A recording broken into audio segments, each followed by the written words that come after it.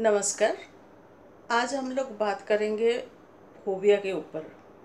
Phobia भी एक neurotic disorder है। जैसे हम लोग पिछले एपिसोड्स में बात किए थे कि एंजाइटी, ओसीडी, डिप्रेशन, ये सब जैसे न्यूरोटिक डिसऑर्डर है। फोबिया भी इनमें से एक है। तो सबसे पहले हम जानेंगे फोबिया है क्या। फोबिया एक एक्सेसिव फियर को फोबिया कहते हैं। एक्सेसिव फियर मीन्स कोई चीज़ को देख के, कोई स्टूमिलेंट चीज़ों को देख के पेशेंट बहुत ज़्यादा घबरा जाता है। उसका मुंह सूखने लगता है, उसका ब्लड प्रेशर बढ़ने लगता है, हार्ट बीट बढ़ने लगता है, ये सब होता है। तो ये एक एक्सेसिव फियर है। अभी हम जानेंगे कि फियर और फोबिया में डिफरेंस क्या है। फोबिया क्यों कहते हैं हम उसको। फियर में क्या होता है, मान लीजिए हम लोग एक सांप को देखते हैं तो डर जाते हैं।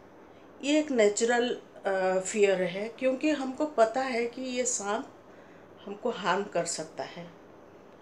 फिर अगेन मान लीजिए कोई क्रिमिनल को हमने देख लिया विथ गन पॉइंट, तो हम लोग डर जाते हैं, क्योंकि हमको मालूम रहता है कि ये हम लोग को हार्म कर सकता है।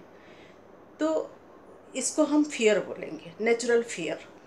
फोबिया क्या है, जिस चीज़ को देख के हम डरते हैं उसका कोई वजूद नहीं रहता। वो हमको हार्म नहीं कर सकता, फिर भी हम उसको देख के डरते हैं। जैसे लोग क्लोज्ड प्लेस को डरते हैं। क्लोज्ड प्लेस हमको कोई हार्म नहीं कर सकता, फिर भी उस जगह को जाने के लिए लोग डरते हैं। उसको क्लोस्ट्रोफोबिया बोलते हैं। और जैसे हाइट को डरते हैं। अनटिल एंड अनलेस कोई आपको उधर से नहीं ढकेल दे, हाइट हम लोग को कोई हार्म नहीं कर सकता है, फिर भी हम उसको डरते हैं। उसको फोबिया बोलते हैं।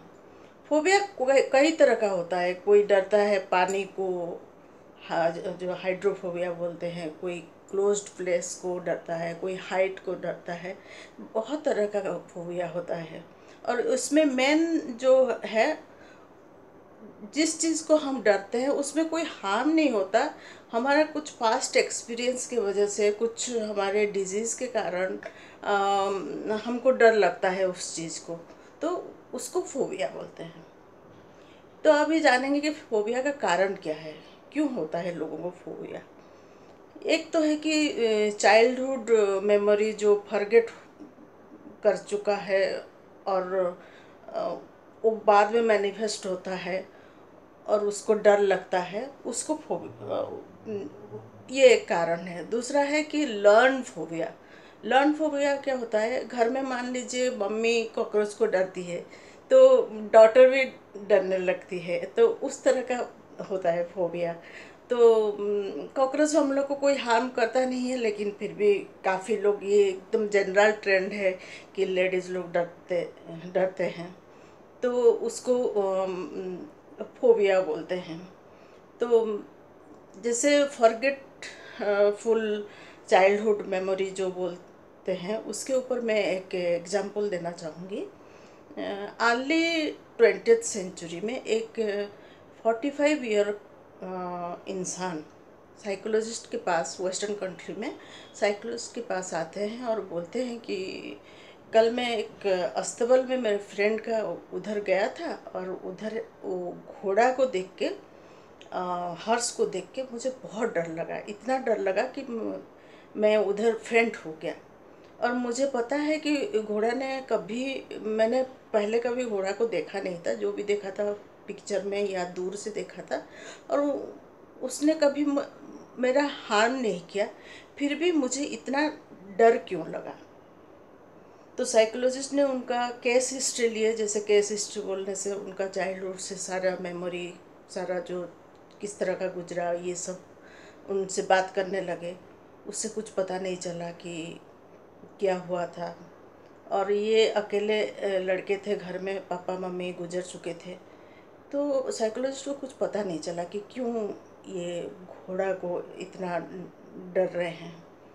तो फिर बाद में उनको पता चला कि उनका एक आंट, मौसी, पास के गांव में रहती हैं। तो साइकोलॉजिस्ट उनसे बात किए, तो उन्होंने बताया कि ये जो इंसान है उनका स्टेप फादर थे। पापा, उनका जो बायोलॉजिकल फादर बहुत जल्दी गुजर गए थे, स्टेप फादर थे और बहुत एब्यूसिव थे। तो उससे भी कोई कनेक्शन नहीं मिला कि एब्यूसिव है ठीक है, लेकिन घोड़ा को क्यों डरे। मतलब और भी कुछ सिम्टम हो सकता था एब्यूसिव फादर, लेकिन घोड़ा को डरने का क्या कनेक्शन है पता नहीं चला। फिर इसी बीच उन्होंने साइकोलॉजिस्ट ने मौसी को पूछा कि ये लोग देखने में कैसे थे, मतलब मम्मी और पापा। तो उन्होंने बताया कि उनके जो पापा थे, स्टेप फादर थे, उनका बड़े बड़े मूंछ था और हमेशा हैट पहनते थे। तो वहाँ से साइकोलॉजिस्ट को कनेक्शन मिला कि ये जो मूंछ है और ये लड़का बार बार एब्यूज्ड होके उसके मेमोरी में मूंछ, घोड़े का टेल जो पूंछ है उसको सिमिलरिटी देखा। और सिंस लड़के ने बहुत एब्यूज्ड हुआ था चाइल्डहुड में, तो क्या होता है, हमारा एक नेचुरल टेंडेंसी है ब्रेन का, जब भी कभी बहुत ज़्यादा पेनफुल मेमोरी होता है ब्रेन इरेज कर देता है उस मेमोरी को। तो बच्चा ये सब भूल गया था कि बचपन में उसको इतना परेशानी झेलना पड़ा था, स्टेप फादर ने इतना एब्यूज़ किया था, ये सब उन्होंने भूल गए थे। लेकिन उनका सबकॉन्शियस माइंड में ये सारा मेमोरी प्रिजर्व था। और उस जो उनके जो पापा का मूंछ और घोड़े का पूंछ, ये कनेक्शन सबकॉन्शियस माइंड में जनरेट हो गया उस समय जब उन्होंने घोड़ा को देखा। और उस हिसाब से उन्होंने, इसलिए उनको फोबिया वहाँ से शुरू हुआ। तो इसका इलाज भी उन्होंने किया, उनको सबकॉन्शियस माइंड में उनको हिप्नोटाइज करके ये सब इरेज कर किया और अंत में उनका ट्रीटमेंट हुआ। तो ये एक इस तरह का होता है फोबिया। कोई कनेक्शन नहीं होने के बावजूद हम लोग को पता नहीं चलता कि क्या कनेक्शन है, लेकिन कहीं ना कहीं चाइल्डहुड मेमोरी से वो जुड़ा रहता है। तो इस तरह का होता है। और जेनेटिक भी होता है फोबिया, जेनेटिक डिजॉर्डर भी है, फोबिया में भी वो रोल प्ले करता है। फिर अभी जानेंगे कि उसका ट्रीटमेंट क्या है। ट्रीटमेंट यही है कि साइको काउंसलिंग, जैसे कि फोबिया का नाम है, बहुत सारा फोबिया होता है।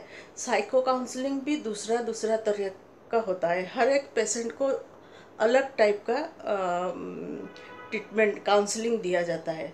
तो ये वेरी करता है, it's an very practical aspect. Practically देखा जाता है कि पेशेंट को क्या चाहिए, क्या है, और उस हिसाब से ट्रीटमेंट दिया जाता है। और मेडिकेशन भी कहीं कहीं रोल प्ले करता है, जैसे बहुत ज़्यादा पल्पिटेशन होता है, हाई बीपी होता है, तो उस जगह में मेडिसिन भी दिया जाता है। तो ये दो ट्रीटमेंट होता है, लेकिन बेसिकली ये ज़्यादातर ये काउंसलिंग थ्रू होता है। और काउंसलिंग वेरी करता है, कोई एक तरह का काउंसलिंग नहीं होता है, वो वेरी करता है depending upon the fear object और पेशेंट का केस हिस्ट्री। Thank you.